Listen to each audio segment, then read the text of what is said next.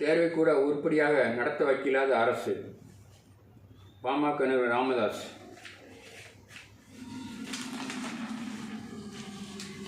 ஒரு கோடி மாணவர்களின் ஆதார் விவரம் புதுப்பிப்பு.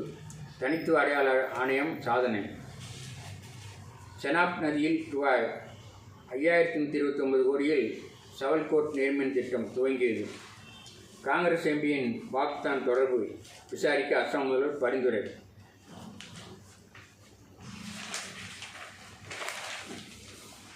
திருமணம் என்பது சமூக கடமை, 3 குழந்தைகள் வேண்டும். ஆர்எஸ்எஸ் தலைவர் பகவத் பேச்சு. ஒரே நிலத்தை பலருக்கு விற்று 500 கோடி மோசடி செய்த ரியல் எஸ்டேட் அதிபர் கைது.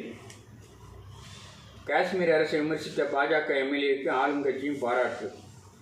அரிசி நிறுவன உரிமையாளர்கள் பொருளாதார குற்றவாளிகளாக அறிவிப்பு. ரூபாய் 1500 கோடி பண மோசடி வழக்கு. சூதாட்டத்தால் கடன் சுமை திறனாக மாறிய தொழிலதிபர்.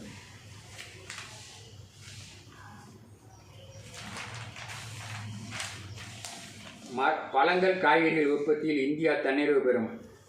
அமைச்சர் சிவராஜ் சிங் சௌஹான். அமெரிக்க பிரீமியம் பைக்குகளின் விலை குறைய வாய்ப்பு. நிலுவையில் உள்ள ஐடிசியிலிருந்து கடன் அரசிடம் கோரும் ஸ்டார்ட் அப் நிறுவனங்கள்.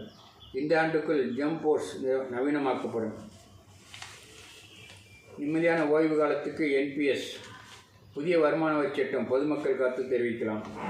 ஒரு சிகிச்சைக்கு 2 பாலிசிகளால் கிளைம் பெற முடியும். வங்கதேச மாஜி அமைச்சர் சிறை காவலில் மரணம். அணுசக்தி செறிவூட்டலை கைவிட மாட்டோம். ஜப்பானில் மீண்டும் ஆட்சியை பிடித்தார் பிரதமர் தகாய்ச்சி. நட்சத்திர ஓட்டில் நடிகையை கட்டிப்பிடித்த மாணவர் கைது. பவாரியா கொள்ளையர்கள் தமிழகத்தில் ஊடுருவல். போலீசார் தேடுதல் வெட்டு. போர்ச்சுகல் அதிபர் யார் இன்று முடிவு. சென்னை பல்கேயின் ரூபாய் 4000 கோடி நிலங்கள் ஆக்கிரமிப்பு. கும்பலுக்கு அரசும் உடந்தை என புகார்.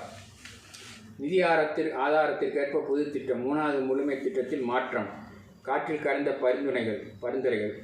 ஏர்போர்ட் டோல் நள்ளிரவில் மூடுவதாக புகார். கடும் பனிமூட்டம். வாகன விமான போக்குவரத்து பாதிப்பு.